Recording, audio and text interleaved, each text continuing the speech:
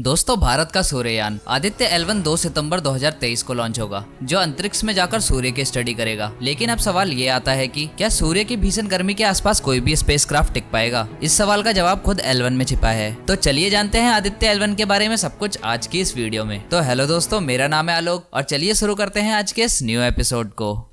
दोस्तों, वैज्ञानिकों ने सन से रिलेटेड बहुत सी मिस्ट्री को सुलझाने का काम किया है, लेकिन अभी भी अनसॉल्व्ड साइंटिफिक मिस्ट्री है जिसका जवाब ढूंढने में दुनिया भर के साइंटिस्ट लगे हुए हैं। उदाहरण के तौर पर सन की विजिबल सरफेस यानी कि फोटोस्फीयर का टेम्परेचर लगभग 6000 डिग्री सेल्सियस है, लेकिन फोटोस्फीयर के 1000 किलोमीटर के अबव के एरिया में टेम्परेचर इंक्रीज होकर 10 लाख डिग्री सेल्सियस पहुंच जाता है। यहाँ साइंटिस्ट के लिए मिस्ट्री है कि आखिर सन के नियर बाय होने के बावजूद फोटोस्फीयर का टेम्परेचर सन के फार बाय एरिया से कम कैसे हो सकता है। इसके अलावा सोलर फ्लेयर जैसे फिनोमिनन को भी साइंटिस्टों को ग्लोबली फैसिनेट किया है। इन्हीं सारे सवालों के जवाब ढूंढने की कोशिश में इसरो ने आदित्य L1 को लॉन्च करने का प्लान बनाया। अब दोस्तों, सूरज की सतह से थोड़ा सा ऊपर यानी फोटोस्फीयर का तापमान करीब 6000 डिग्री सेल्सियस रहता है और उसके केंद्र का तापमान अधिकतम 1.5 करोड़ डिग्री सेल्सियस रहता है। ऐसे में किसी यान या स्पेसक्राफ्ट का वहां जाना संभव नहीं है। धरती पर इंसानों की बनाई गई ऐसी कोई चीज नहीं है जो सूरज की गर्मी को बर्दाश्त कर सके। इसीलिए स्पेसक्राफ्ट को सूरज से उचित दूरी पर रखा जाता है या फिर उसके आसपास से गुजारा जाता है। इस मिशन का मेन ऑब्जेक्टिव है सोलर एटमॉस्फेयर को, खास करके क्रोमोस्फेयर को और कोरोना को स्टडी करना,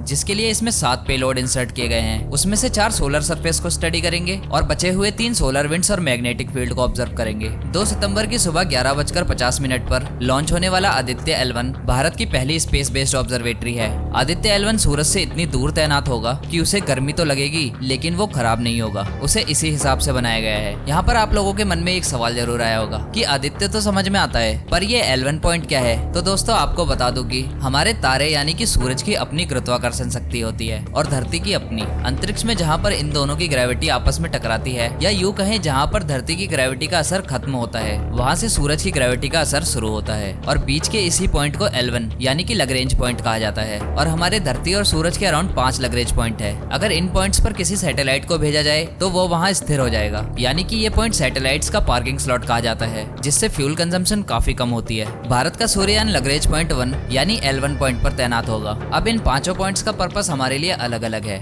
जैसे कि L1 पॉइंट पर उस सैटेलाइट को भेजा जाता है जो सन को स्टडी करने के लिए बनाया गया है, क्योंकि इस पॉइंट पर बिना किसी दिक्कत के सैटेलाइट सन को स्टडी कर सकता है। इसरो भी अपने सैटेलाइट्स को इसी पॉइंट पर भेजेगा, इसलिए इसको आदित्य L1 नाम दिया गया है। और L2 पॉइंट पर टेम्परेचर काफी स्टेबल रहता है, इसीलिए यहाँ पर जेम्स वेब स्पेस टेलीस्कोप को रखा गया है, ताकि ये यूनिवर्स में दूर से आ रही स्टार्स और गैलेक्सी की गर्मी की झलक को देख सके। जहाँ तक बात L1 पॉइंट की है, तो ये सूरज और धरती की सीधी रेखा के बीच में स्थित है। ये सूरज और धरती की कुल दूरी का 1% हिस्सा है, यानी 15 लाख किलोमीटर, जबकि सूरज से धरती की दूरी 15 करोड़ किलोमीटर है। आदित्य L1 की लॉन्चिंग भी इसरो के फेवरेट लॉन्चिंग पैड यानी श्रीहरिकोटा के सतीश धवन स्पेस सेंटर से की जाएगी। इस यात्रा के दौरान आदित्य L1 15 लाख किलोमीटर की यात्रा करेगा। ये चांद की दूरी से करीब 4 गुना ज्यादा है और इसकी लॉन्चिंग के लिए इस्तेमाल किया जा रहा है PSLV एक्सेल रॉकेट। और दोस्तों, अगर आप आदित्य L1 से जुड़ी किसी भी जानकारी को मिस नहीं करना चाहते तो चैनल को सब्सक्राइब करने के साथ साथ बेल नोटिफिकेशन आइकन को दबाना ना भूलें। और दोस्तों, ये वीडियो आपको कैसा लगा हमें नीचे कमेंट करके जरूर बताएं। और अगर आपको ये वीडियो अच्छी लगी तो वीडियो को एक लाइक जरूर करें। मैं मिलता हूँ आपको अपनी नेक्स्ट वीडियो में, तब तक के लिए बाय, जय हिंद।